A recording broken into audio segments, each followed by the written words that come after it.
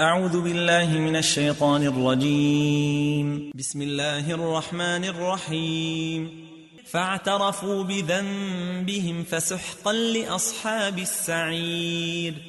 إن الذين يخشون ربهم بالغيب لهم مغفرة وأجر كبير. وأسروا قولكم أو اجهروا به إنه عليم بذات الصدور. ألا يعلم من خلق وهو اللطيف الخبير. هو الذي جعل لكم الأرض ذلولا فامشوا في مناكبها وكلوا من رزقه وإليه النشور. أأمنتم من في السماء أن يخسف بكم الأرض فإذا هي تمور